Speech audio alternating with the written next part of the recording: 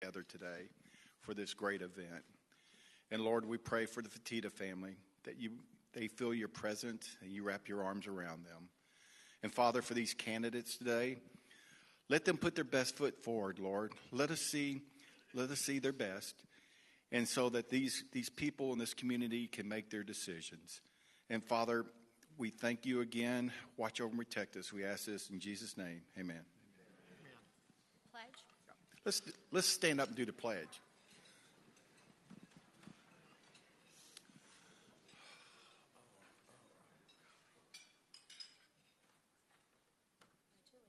I pledge allegiance to the flag of the United States of America and to the republic for which it stands, one nation under God, one and indivisible, and justice for all. I did it. I'm sorry. I see it on TV all the time. Well, let's honor the Texas flag. Honor the Texas flag. I pledge allegiance to Texas. You know, in the council meetings, it went off like a charm, but one state, under God, one and indivisible. Thank you. We're going to do a do-over for all of that. Vic Fertitta, our hearts are heavy for the Fertitta family. Y'all give some grace for Keith Gray. He doesn't do this stuff. He doesn't like to do it. We brought him up.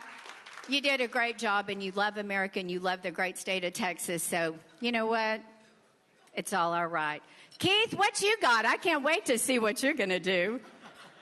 What you got? Thank you so much. I don't know about that. We'll see if I can't continue. All right, I'll try to pull this off. You can do it. Welcome, everybody. Good morning. We're glad you're here and appreciate your participation in this important conversation about the future of our community. Before we begin, I'd like to briefly review a few guidelines to ensure a respectful and productive forum. The Galveston Regional Chamber of Commerce is a private organization, and this event is privately hosted. As such, we reserve the right to set and enforce the rules of conduct for this forum. To ensure that every candidate and every guest has a fair and respectful experience, we ask that all attendees observe basic decorum throughout the event. This includes refraining from outbursts, disruptive behavior, or any disturbance of the proceedings. Please be aware this is a zero-tolerance event. Anyone who disrupts the forum will be asked to leave immediately, and there will be no warnings issued. We truly appreciate your cooperation, and we know together we can make this a wonderful event for you today. Now, let me briefly walk you through the format for today's debate. All questions have been developed and submitted by the Chamber's Advocacy Committee and Board of Directors. We will not be taking questions from the floor. You'll have an opportunity to visit with each candidate following the debate. They've all agreed to stay over. So we kindly ask you hold your questions until that time, if the candidates can make their way up here. Each candidate will have 3 minutes for an opening introduction. During that time, they will introduce themselves and tell us why they are the right leader to lead Galveston's future at this critical time. For the question portion, each candidate will have up to 3 minutes to respond. If needed, candidates will have the opportunity for rebuttal with up to 1 minute to respond or clarify previous statements. Robert Evans is serving as our timekeeper and will notify all the candidates when their time is nearly up. When the light turns yellow, it means you have 1 minute left, and he will call out 1 minute. To keep us on schedule, time limits will have to be enforced, though you're welcome to use less time if you choose. They've already drawn for position, and they're in order. For more than 180 years, the Galveston Chamber of Commerce has remained committed to our mission to promote and advocate for business and community development. Today's debate is an extension of that mission. Our goal is simple: to provide a respectful, informative forum where our business community and residents can hear directly from those seeking to lead our city. Because when businesses thrive, our entire community thrives. With that, we will get started. I'm going to turn it over to Bix Rathburn, who's going to be the moderator for today's event. Thank you, Keith. I want to say appreciation to Keith Bassett. He ran the forum for City Council positions 1, 2, and 3 on Tuesday night. We had a great turnout, and it was a very well-attended event. Last night, we were honored to have positioned the candidates for positions 4, 5, and 6. They all did a marvelous job and had a great event there. And if you're a voter and you didn't attend one of those 2 council forums, you missed something. They were really tremendous events. I will apologize. You will look at my back the rest of the day. But I am going to sit down now, and we're going to get started. They have drawn, and they are sitting in the positions they drew by, 1, 2, and 3. We're going to rotate how we call them up for each question going forward, so everyone will start first and end last. We will start with John Paul Listowski. I'm asking you to please introduce yourself and tell us why you are the right leader to guide Galveston's future in this critical time. 3 minutes, sir. Thank you. So I thought the candidates were the only people that got nervous up here, but apparently that is not correct. My prayers go out to the Petita family. I am so glad that Mr. Pearson is here, still with us as well. Me too. I want to thank the Chamber of Commerce. Such a great event. It's glad to see all the friendly faces in the audience. I'll tell you a little bit about myself. First, my name is John Paul Listowski. Born and raised here on the island. Grew up here. Went to high school at O'Connell High School. Went off to Texas A&M University in College Station. And when I went off to college, I never thought that I would come back to this island. I didn't think there was opportunity here. But going away really makes you understand what a special place we have here. So I came back to the island after college. I got involved with my community as soon as I got back in 2005. I was appointed to the Planning Commission. I served as chairman of the Planning Commission. Over the next several years, I would serve on various boards and commissions, Landmark Commission, Zoning Board of Adjustments, Industrial Development Corporation, Galveston Housing Finance Corporation. I'm sure there's a couple that I'm missing there, Galveston Housing Finance, if I didn't say that already. And then that led up to 2018 and me running for City Council. I served 6 years on City Council, and at that point, I thought I was done with public service and was focusing on my family and my business. But something called me back, and I think we have an opportunity in Galveston, and I want to be the person who leads us into the future here. And so some of the things that I want to accomplish as being your next mayor, three of my top priorities. First is provide the basic services that city government is here to provide for us. And those are public safety, infrastructure, roads, drainage, make sure that we get our water and sewer taken care of, make sure our trash is picked up, make sure we do that as efficiently as possible to make sure that we have the thoughts of the citizens in mind when we do that, so we can keep y'all's costs down and make sure we're doing our job. Second is change the culture at City Hall. For so long, I think that we have this culture of no, and we need to change that culture into how can we help you? Time and time again, I get business owners and developers come to me and say how hard it is to do business here on this island. We need to change that. We need a culture of how can we help you. We need to work with our businesses here in town as well as the ones that want to come to town. 1 minute? No, 3 minutes. You're done. Did you not see that? Thank you very much. Thank you. Thank you. William Boike. Robert will have this sign here. You'll see the one when it's one. Jumping up. There you go. Hello, my name is William Boike. I got to keep it a little closer? My bad. All right, so my name is William Boike. I'm new to this island relatively. Moved here about 6 years ago, originally from Detroit. I see a lot of potential in this island. I see a lot of growth that can happen in this island. But unfortunately, right now, I see a lot of for sale signs. Everybody is leaving. Now, in my understanding, that the taxes are too high, and that needs to change, especially for people that have lived here for 30, 40, 50 years. They need to know that they can stay in their home. And I keep seeing Ball High getting built up. Who is it getting built up for? If there's nobody on this island, where are the kids going to go? There's no kids. So we're spending a lot of money in areas that really doesn't make any sense if everybody's leaving. Now, I work for the ILA. I'm going to continue to work for the ILA while I do this if I'm elected mayor. We have the biggest port on the west side, or on the west side of the Gulf. But we have to make sure that that development gets going and gets through. The cruise ships are going to bring a lot of money to this island. The port itself will boom this economy. And really, that's about it. Take care of the people, take care of the port, take care of the police. That's my mission. Thank you very much. Marie.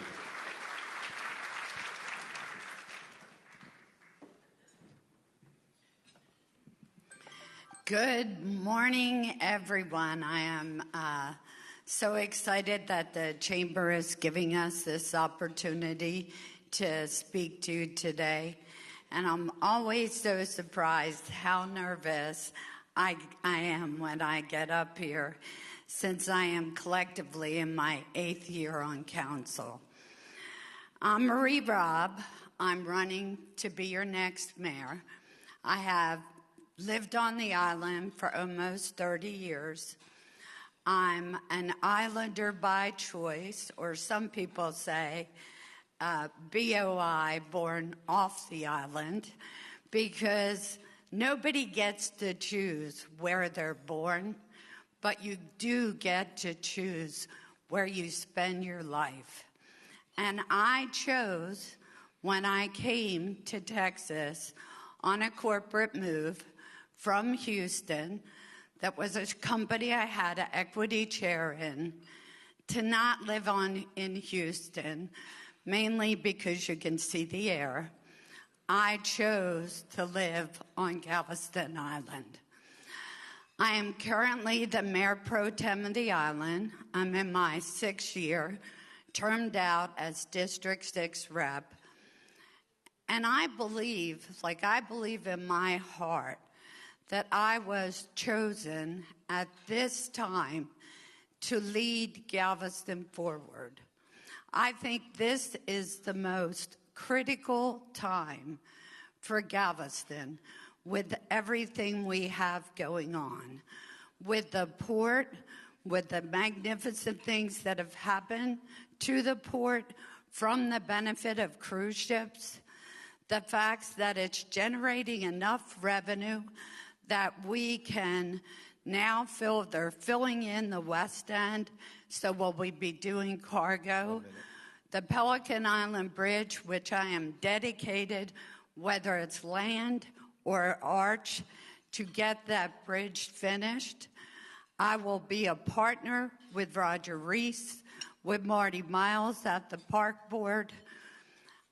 Developers come to me when they're looking to develop on the island, and my first question to them, aside from how can I help you, is what can you do for us? So for me being elected, you are my boss. I work for you, and I hope I am privileged enough to spend the next 6 years serving you, because I love Galveston. Thank you. Time. Thank you. Our next question will focus on the city, its operations, and leadership. The city of Galveston has gone through significant growth and change over the last decade. Do you support the current city leadership and administration, and what specific changes in vision, operation, and direction of the city are you planning in the next 90 days as mayor? And we'll start with William. All right. Can you repeat the question? Sure. The city of Galveston has gone through significant growth and change over the last decade. Do you support the current city leadership and administration? And what specific changes in vision, operation, and direction of the city are you planning in the next 90 days as mayor? Well, I tell you what, I support it a little bit. But we have to lower these taxes. They have to lower. There's too many people leaving the island. I know I said it in the introduction. There's too many people leaving this island, which means to me that the current administration isn't doing what they're supposed to be doing.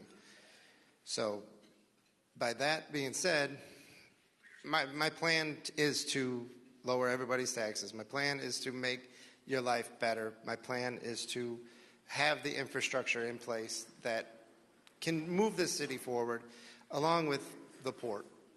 The port is my number one thing. That's my home anyway. Whether I win or lose, that's my home. So I need all the support to go towards the port, which will in turn bring everything around and make sure that this island is prosperous and can move forward in the right direction. Thank you. Marie?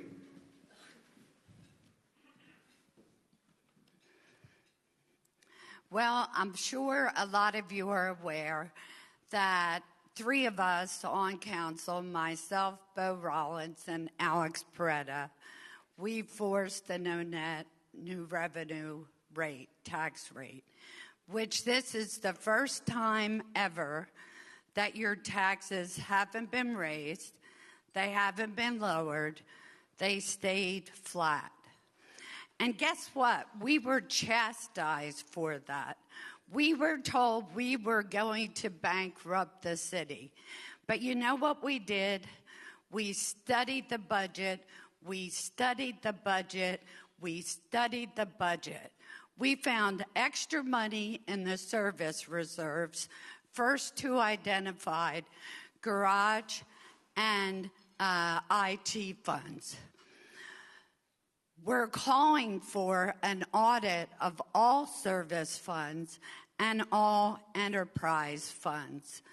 Because, folks, do you know how many days in reserves we have now? By charter, we're required to have 90. By policy, we have 120. Right now, we have 124. 124 days of reserves. And I wouldn't be surprised when we finish the audit if we don't have a half a year. That money could have been used to lower your taxes. We don't have a budget issue. We have a management issue. And let me explain what I mean by that. Because I can work with anyone that is doing their job well. I did a quest to find an org chart that was similar to Galveston. Gotta talk faster. And the closest chart I could find was San Antonio. San Antonio is the 7th most populous state in the United States. 1.5 million people. They're number 1 in tourism in Texas. They get 38 million a year. And our org chart is larger than theirs. And that is a budget issue. That is a management issue. And when I'm elected as your mayor, that will change. Thank you. Thank you. John Paul. Bix, would you mind repeating that question? Sure. The city of Galveston has gone through significant growth and change over the last decade. Do you support the current city leadership and administration, and what specific changes in vision, operation, and direction of the city are you planning in the next 90 days if you're elected mayor? So I was here during Ike, and I have seen how far we have come since that low point in our history. And so I would say that, we have done a great job. The city administration has done a fair job on getting us to where we are today. But with that said, with a new council, we need to understand what the new council wants. We need to set an agenda. We need to have goals related to that agenda. And we need to hold our city management accountable for what policies council sets. And so with those goals in place, if our city administration doesn't meet those goals, we need to make sure we get an administration that will. And I also like to say that when setting those goals, we need to be fair about it. We need to make sure that they work for the citizens of Galveston. And I think we'll be able to do that. So, we'll work with the administration that we have until that doesn't work anymore. Also, there's a lot of historical knowledge there within the city administration. And so we need to put policies in place, too, where that knowledge can be transferred to the next administration. Because that's going to happen. Brian's been here 15 years. He's going to retire soon. And what we can't have is him walk out the door and that knowledge be lost. Galveston is a very unique place, and we see that every day when we go to find a water valve in the middle of the street, and we have to call people that have been here for 30-plus years to make sure we know where that valve is. So we need to change that. We need to put policies in place, make sure those systems are there, that when we do get administration, the next administration that comes to the city, that we're able to pick up where we left off, not go backwards 10 steps before we move forward. So, thank you. Thank you. Each candidate has the opportunity for 1 minute rebuttal or clarification, should they choose. Nope. Thank you very much. Let's go on to the next one. We're hearing a lot of you talking about the port. Marie, you'll start first. This is about the port. The Galveston Wharves is a profitable, self-sustaining, and actually more than self-sustaining entity for the city, a major economic engine for our region. Do you support the current executive director and the port's recently adopted strategic plan, yes or no? And how will you ensure that individuals with strong maritime experience and relevant industry experience are appointed to the Wharves Board? And what specific actions will you take as mayor to support the continued growth of both cargo and cruise operations? Marie? To those questions, yes, no, and no. Kidding. I 100% support Roger Reese and what he has done for our port. So our port is unique to the state of Texas. Most all the ports in Texas actually have a taxing ability. We don't. So the only way that our port can fix infrastructure is through cash flow. And Roger Reese, with growing the cruise business, has made the port cash flow positive. So all the work you see happening on the west end of the port, that'll be 100% cargo, is being paid for by the revenue that is generated by the cruise ships.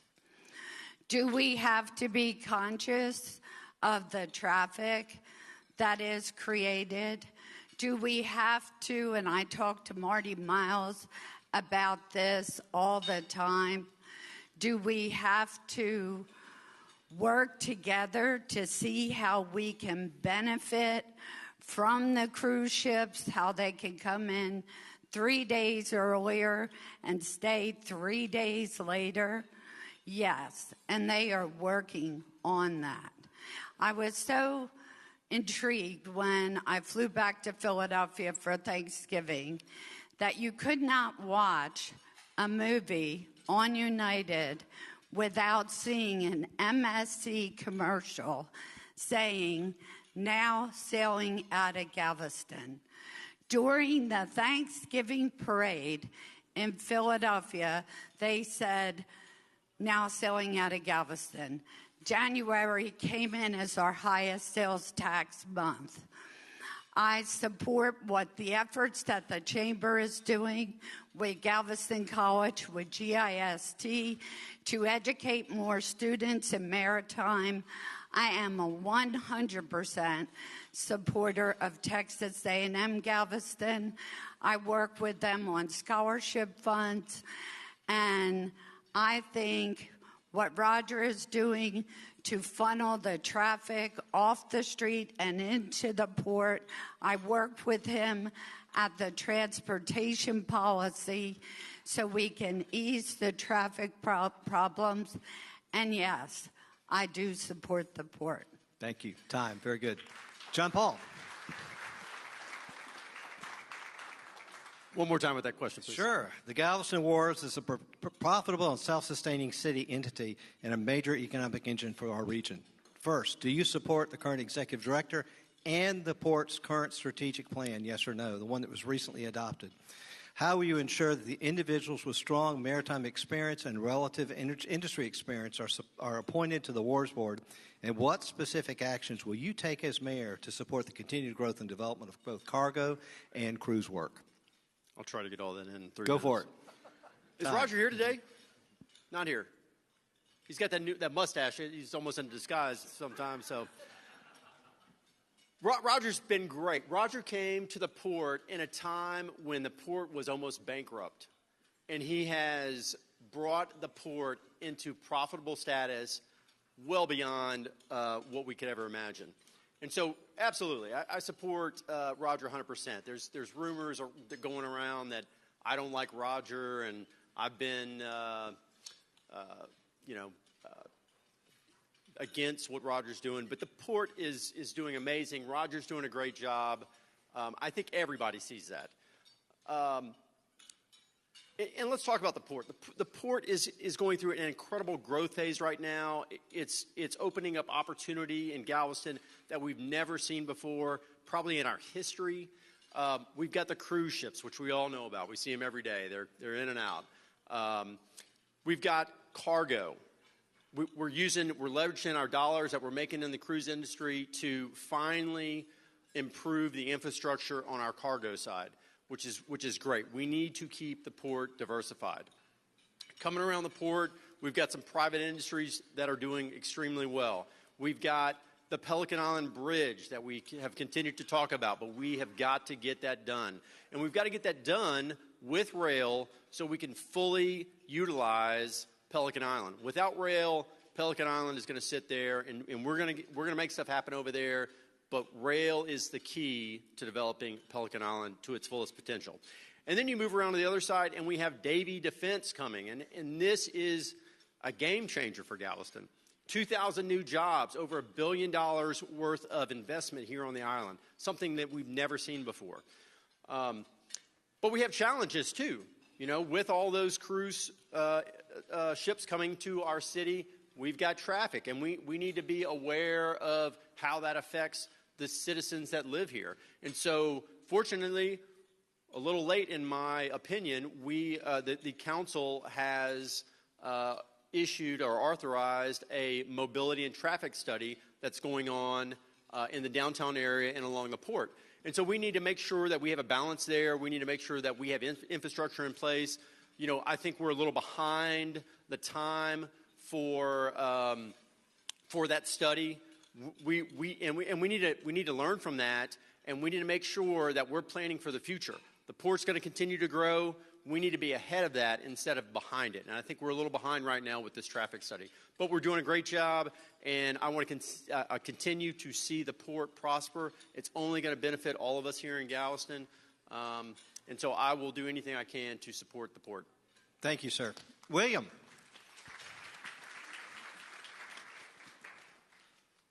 Well, this is an easy one for me. I support 100% anything that the port does. That's my home. It's my work. That's my job. Anything to bring me more work, I'm happy for. Now, like he was saying with the traffic and everything, why can't we build a tunnel from here to Bolivar? I don't see why we can't do that. The TxDOT wants to get rid of the ferries anyway, so why not look into building a tunnel? That'll alleviate traffic going over Louisiana. That'll, stop traffic from having to go up 45. We can do that. We can build a bridge over to Pelican Island. We can do just the same thing we did at the Causeway and have the bridge come straight up, and that way the ships can go underneath. It's very simple. It's going to cost money, but it's very simple to do, and there's no reason why that we can't do that. So, in all seriousness, I support whatever the port needs, they will get. Thank you. Rebuttal? Okay. 1 minute, Marie. I have just a quick rebuttal in regards to the traffic studies. Roger actually got funded and started traffic studies as far as funneling the traffic inside, probably starting the quest about 6 years ago. And the city started the livable communities about 4 years ago. Thank you. Thank you. Rebuttal? John Paul? No, thank you. All right, our next question. We have multiple legs to our economic engine here in Galveston, and of course one of the big ones is tourism. And JP, we will start with you on this one. Galveston has experienced significant growth in tourism in recent years, not just from the cruise ships industry, but just from regular tourism. As mayor, how will you address the challenges and opportunities that come with the growth in the tourism industry? How will you ensure your appointees to the park boards of trustees have strong tourism experience?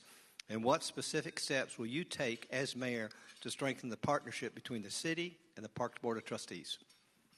Good question. So we talked about Roger, so let's talk about Marty Miles. Marty's here, I think.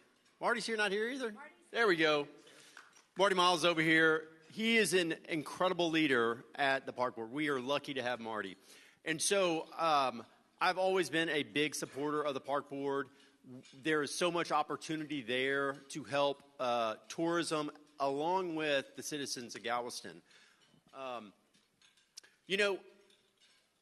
When I come onto this island, I come over the causeway, I come down Broadway, I come down 61st Street, Harborside, major thoroughfares within our city. And we proclaim to be this resort island. But when I come over the causeway and I come down these thoroughfares, it doesn't feel to me like I am on a resort island. We need to improve the image of Galveston. With that, and I think the Park Board can help us dramatically on that. We've done some work on 25th Street. It's looking great. We need to make sure that the rest of our thoroughfares and corridors look the same way, not only when the tourists come to town, but when we come to town. And so that also, we need to leverage that with our cruise industry. We talked about our port, the expansion and growth in our port. We've got 4 million people coming across our causeway right now, getting on a ship and spending their money in some foreign land. We need to make sure when they come across that causeway, instead of getting on that ship, they say, this is a great looking town. Instead of getting on that ship next time, let's just come to Galveston, stay in the hotels, eat at the restaurants, shop in our shops, and spend our money on the island. And so that's what I am here to promote. We need a better quality tourist on our island, and we get that by making the city look better. Thank you. William. One more time so I make sure I get everything. Yes. Galveston has experienced significant growth in tourism in recent years. As mayor, how will you address the challenges and opportunities that come with the growth in tourism? And how will you ensure your appointees to the Parks Board of Trustees have strong tourism experiences? And talk to us about specific steps you will take to strengthen the partnership between the city and the Parks Board. First of all, the tourists have to have a reason to come here. It can't just be the cruise ships. There's got to be other businesses that they can frequent when they're here. Now, if they stay 2 to 3 days more, the amount of revenue will increase exponentially. That's all that needs to happen. They need a reason to go to our beaches. Our beaches are dirty. Beaches are dirty every day. I see seaweed and everything. Nobody goes out and cleans them up. I want to say that's probably the Park Board that should be out there getting that done. When you come down 61st Street, you're hammered with homeless people. That can't happen. Day one, panhandling illegal. That can't happen. There's no reason why anybody would want to come here to be a tourist, to go on a cruise ship, if we don't look right. Like John was saying, we need to improve the image of this city. We need to improve our beaches. We need to improve the way our roads look. I had a guy just yesterday, 2 days ago now, throwing cans all over the place. I had to go out and confront him. Like, we can't have that. Littering has to be a fine. For this to be a tourist city, it has to be clean. We can't have dirty streets, can't have dirty roads, can't have trash everywhere. It has to be clean. So working with the park board to maybe get something, some sort of structure, some sort of plan together to clean these streets up, that is what needs to happen. These people need a reason to come here, and it can't just be from the cruise ships. Perfect. Thank you very much. Marie? Sure. Galveston has experienced significant growth in tourism in recent years. As mayor, how will you address the challenges and opportunities that come with that growth in tourism? And how will you ensure your appointees to the Parks Board of Trustees have strong tourism experience? And talk to us about specific steps you will take to strengthen the partnership between the city and the Parks Board. I think the partnership with the Park Board has improved 100-fold. And I think Marty Miles blessed us by accepting that job full-time. I talk to Marty probably 3-4 times a week. I'm sure sometimes I drive him crazy because I'm like, what about this? I saw this in this city. But I don't know if y'all are aware of it, but there has been a study done, and 34% of our hotel stays now come from cruise ship passengers. And we can't ignore that. But what are we missing? Why are our downtown businesses still struggling? Is people have a hard time getting around the island. I'm sure y'all seen people walking from the Tremont Hotel with their luggage, crossing Harborside. We need to enhance that. My latest idea that I've been talking to Marty about, and this is something that could actually be covered by hot tax, is to put in what is referred to as a circulator, like, say, a wheeled trolley that circulates between the hotels, the beach, Stewart Beach. Someday we'll have that finished. Stewart Beach, going to the cruise ship terminals, going to post office, market, visiting, making it easy for our tourists to get around. And it's not a new idea. South Padre does it very well. They offer free transportation to their tourists. So I think that's something we have to look at. And I think it's extremely important and something I focus on, as well as I know my current council people, is putting industry people on the park board, because it's important that they understand tourism, because tourism is not a typical. Hot tax has a lot of restrictions. I think our beaches are beautiful. I get really ticked off when I hear somebody say brown water, because we can't control that. But we were so blessed this year to have so many blue-green days. It just made me upset that I couldn't be at the beach. I had to be busy working for you. Thank you. But thank you. Time. Thank you very much.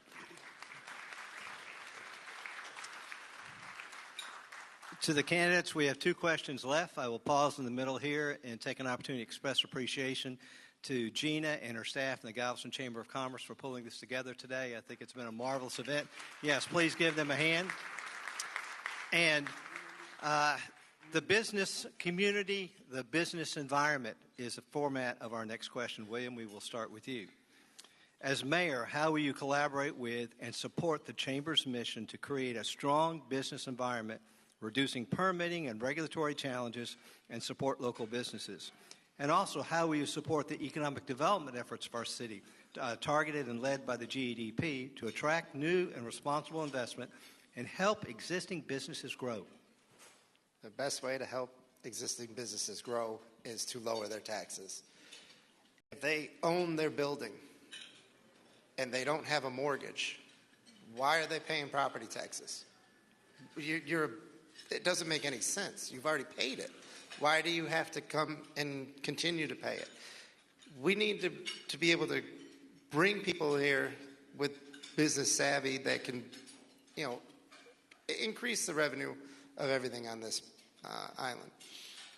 With working with the chamber, they do a great job. I was talking with them a couple days ago. They want to promote everybody on this island, which is great. We should be promoting every small business on this island. That's how you bring people to the island. There's got to be an easier way. We got to cut some red tape so that people can get their businesses off the ground. You can't, tell them, oh yeah, you can have it, but then give them all these hoops to jump through. That can't happen. They have to have an easier way to be able to start their business. Trying to think of what else to say. But it all starts with taxes. The chamber, they do a great job helping people, and we got to be able to make it attractive to come here. Cut red tape. Thank you. Thank you. Marie?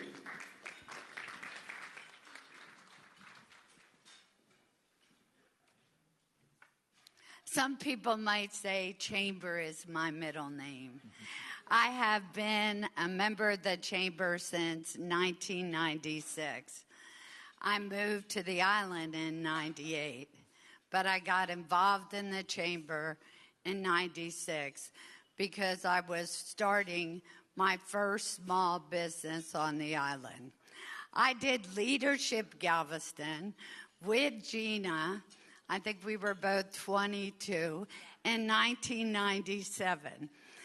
And I have been a committed member to the Chamber since then. When I'm choosing a service or choosing a company to work with, I'll call the Chamber and say, do we have a member who does this? And even if I'm dealing with like an out-of-state property that we may own, I look at who their chamber members are. Because if you're a member of the chamber, you're supporting the backbone of our city. The backbone of our city is small business. We could not exist without small business. Granted, we need more really large industry on Pelican Island to help us lower the taxes, but I am 100% a supporter of the Chamber. I serve on the Advocacy Committee. I serve on the Pelican Island Committee. I go to every meeting in Austin. I go with Gina to lobby in Washington because no man can be an island. No island can succeed on its own. If your council person or your mayor, which I plan to be your next mayor, is not going to fight against windstorm, it's not going to get lowered. If they're not going to fight for beach funding, we're not going to have sand on our beach. If they're not going to Washington to fight against flood insurance, Tara Lynn and I see her over there, we convinced Senator Cruz to change his vote on that nasty Maxine Water flood bill 2 minutes before he walked in. And Tara Lynn has done so much for Windstorm, and I have been right by her side. The last time they were going to do a 5% increase, I went and testified at Moody Gardens, and I was the only person, counsel, that she quoted in her letter. Thank you. John Paul.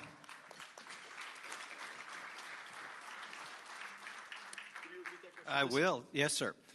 As mayor, how will you collaborate with and support the Chamber's mission to create a strong business environment, reduce permitting and regulatory challenges, and support local businesses, and Will you support economic development efforts and targeted incentives to attract new businesses and responsible investment to the island? Let's see if I can get that in 3 minutes. You got it. So I've thanked so many other people today. I want to thank Gina, of course. She's done a great job at the Chamber. Everybody knows her. She's always around. Thank you very much, Gina. I'll start by saying I've worked with the Chamber for a long time. I was on the board of the Chamber years ago. I was a founding member of the Sea Crew. I was on the Legislative Affairs Committee when I was on the board as well. And so I've learned a lot from the Chamber, and there's some important things that we need to take from that. First, Sea Crew. What a great organization. We need to be making sure that we have the next generation of leaders coming through the ranks, and the Sea Crew is a great place for that to start. When I was on the Legislative Affairs Committee, too, I served with Robb Kempner, and so another person that we lost this past year, a great leader, and hard to replace Robb. So we need to be partnering with the Chamber as council members. We need to make sure that the Chamber is polling their members, finding out what issues they have, what policies are in place that are hindering their growth, and we need to make sure that as a council member or mayor, we are listening to them and making it easier for them to do business here on their island. We all know how hard it is to do business on this island. And so that's the first thing. I mean, we have got to partner with the Chamber and listen. My history goes back with the Chamber a long time, but it also comes back to my first year on council, and there was an issue that came up on council. The city wanted to only allow one trash service. 1 minute already? One trash service here on the island for our businesses. So Jason Hardcastle and I fought that. We made sure that the city didn't monopolize the trash service and gave businesses choices. So I think my record's clear. I've always been supportive of the Chamber. We need to work with partnering not only with the Chamber but the GDP. They do so much to bring business to the island. We need to continue to make that happen. And as mayor, I'll make that happen. Thank you very much. Rebuttal? Seeing no rebuttal, we'll go on to question 5, and I'll mention to the candidates at this point in time, you've been doing marvelous in the timing. So after question 5, we're going to give each of you 1 additional minute to build your case to the folks in the room. But we'll go to question 5, and yeah, we do. Yeah. We'll start on the last question. A strong economy depends on a safe community. Do you fully support our police, our fire departments, our first responders, and how will you ensure that they have the resources, staffing, and leadership needed to protect residents, businesses, and visitors? Also, how does public safety fit into your broader economic development strategy? We will start with Marie.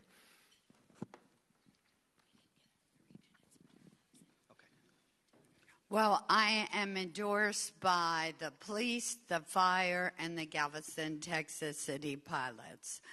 I have always backed our first responders, and that also includes our public work people who are first responders. Along with supporting them in all their efforts, I also am a founding member and on the board of the Galveston Community Police Foundation, which is a foundation that was, I see Armin back there, he's on the board, that was formed to be able to pay for the additional things that the police may need that we may not have in our budget. You'll hear often from the management of the city that public safety takes 50% of our budget. Well, folks, go to Texas Municipal League. Look at what percentage of a budget public safety is. And that's like where it should be. And actually, for a tourism island, it's a little low. So we always, safe streets for our children, for our residents, for our tourists is so important. Our police risk their life. I was talking to someone who last night at a community police fundraiser, and he was talking about the PDS, that the stress that they go through, having seen the things that they see firsthand when they arrive on a scene. Let's think about the kids that were killed by that horrible drunk driver. And so it's so important that we support them in all their needs. And I am always 100% behind black, backing the blue. Thank you. Thank you. John Paul. Vic, will you repeat the question? I will. Thank you, sir. A strong economy depends on a safe community. Do you fully support our police, fire departments, and first responders? And how will you ensure they have the resources, staffing, and leadership needed to protect residents, business, and visitors? Also, how does public safety fit into your broader economic development strategy? 100%. I support all of our first responders, our police, fire, and I think my record's clear on that. When I was on council, there were several issues that came up to address both police and fire, always very supportive of them. One issue that I can think of is one of their ladder trucks. They continue to have problems with one of their tower trucks, and those problems were not getting addressed by city staff. And so I brought this up in a meeting with our city garage, and they seem to not be aware of it. And so just by that one action, just by asking questions at a city council meeting, those issues got resolved. And so I've supported our police and fire. We've had flock cameras come before us on council when I was on there. I think that's a great tool that we have here in town, very supportive of it. And our tourist industry is only going to get better if people know that this is a safe place to come and play. And so just like tourism is an economic driver here in town, we need to protect that, and we do that by protecting our police and fire, making sure that their compensation is average, if not above average. We have a hard time keeping our firefighters here on the island as well as our police officers because there are other cities that are paying so much more. So we need to make sure that we are at least at par, if not above that. And then we need to work on our pension plans. Our pension plans are a real problem. Every council has these issues. Pension plans come up when their contracts get renewed, and every year there is a fight there, and we need to make sure that we resolve that issue once and for all. And as mayor, I think I can do that. Thank you very much. William.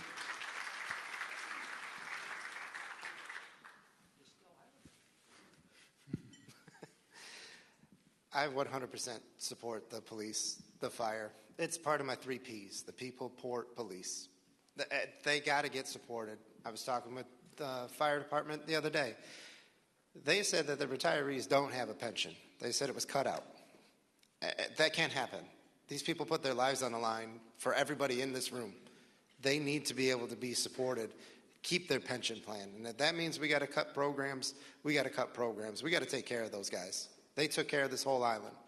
And I see how fast they respond, and God rest this girl's soul. She was hit the other day 2 blocks from my house, right on 45th Avenue. They responded so quickly. They weren't able to save her, but they responded almost immediately. When I was talking with the police and asking them what happened, they just said it was a car accident.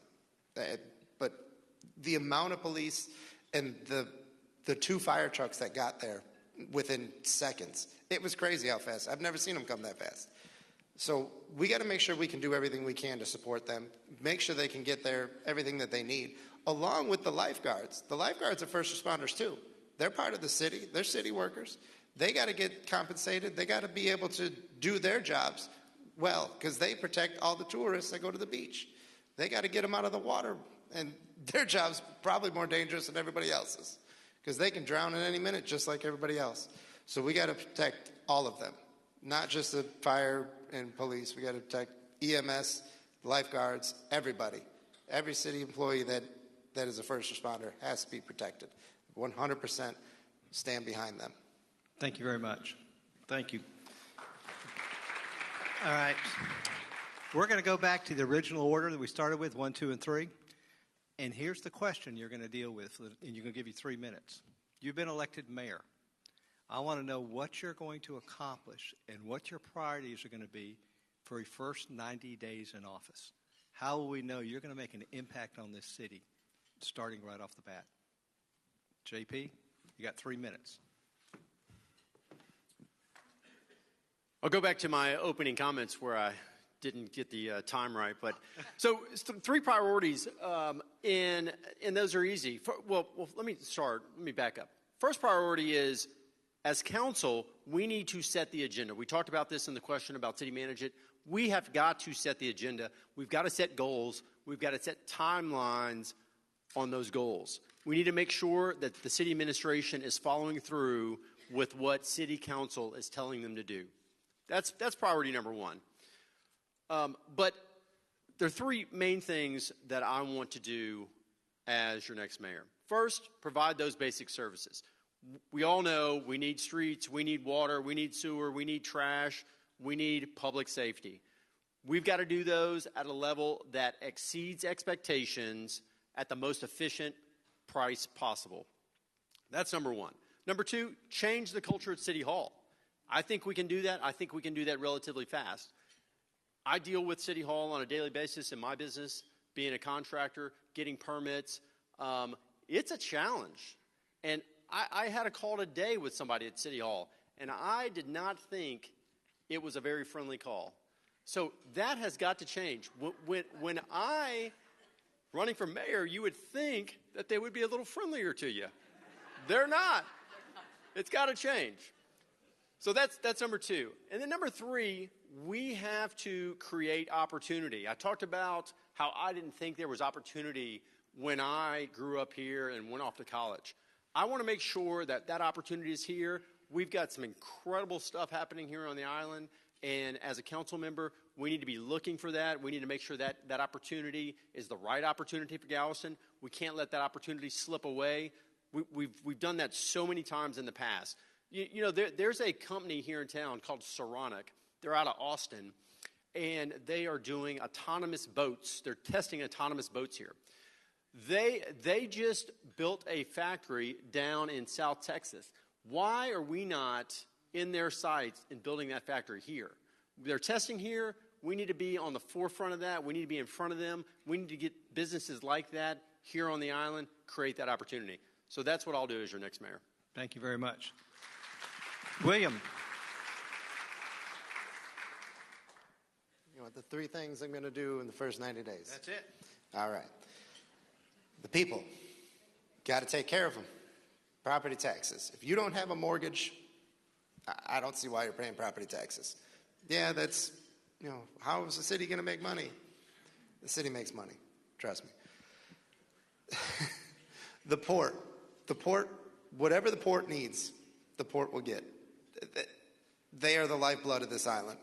They employ more people than anybody. And then, like I said, the 3rd thing would be the fire and the EMS. Get them what they need. Those are the 3 main things that I want to focus on, because all 3 of these, the people leave, there's nothing we can do. And then we don't have an island. The port leaves, we don't have an island. Police leave, we don't have an island. Those 3 things, you got to take care of them. Thank you, sir. Mm-hmm. Marie, you've got 90 days. Tell us what you're going to do.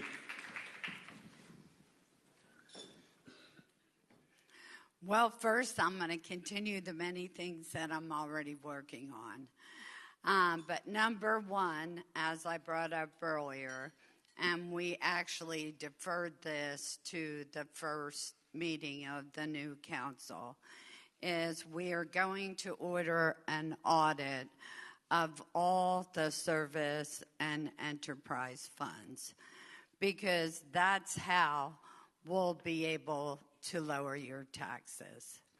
I agree with John. Number 2 is change the culture at City Hall. And whether that requires changes at the top or not, the culture comes from the top down. There is no questions. Example, marshals. If it's run by a bully, all the marshals are going to be bullies. So we have to change that culture to a yes culture. Third, I'm going to sit down with Marty Miles and Roger Reese and Gina Spagnola and the GEDP and come up with a plan on how we can all work together better. We have the opportunity this year to have 7 phenomenal council people that are working for you. And I don't know that we have ever seen that. And I'm so excited to be a part of that opportunity. I'm the type of person that takes this job as a 24/7 job. You will find different cards and materials on your table. My cell phone, I use my personal cell phone, is on that card. Feel free to call me 24/7, because when elected as your mayor, you are my boss, and I work for you 24/7. So on this card, if you have something you have a question about or need to be fixed, write it down, leave it on your table, and I will get back to you and take care of that problem as quickly as I can. Thank you. Thank you very much.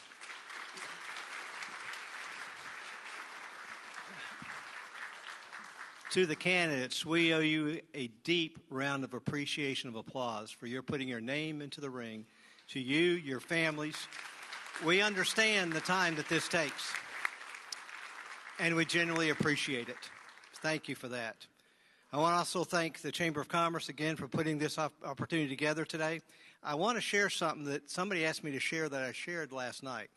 I was riding out to the West End to fix a real estate sign for my daughter that's got some properties listed out near Sea Isle. And this was last weekend. And you can tell my age. I was listening to something on Spotify that were all 70s music.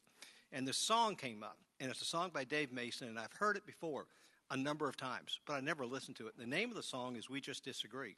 And these are the lyrics in the song going into the chorus. 'Cause we can't see eye to eye, there ain't no good guy, there ain't no bad guy. There's only you and me, and we just disagree. And what we see is people focused on the same issues to make a better Galveston. And we thank you for that time today. To the audience, please take this opportunity to interact with these folks while they're here. And more importantly, remember that early voting begins April 20th through April 28th with Election Day on May 2nd. Go to the polls. Thank you, candidates.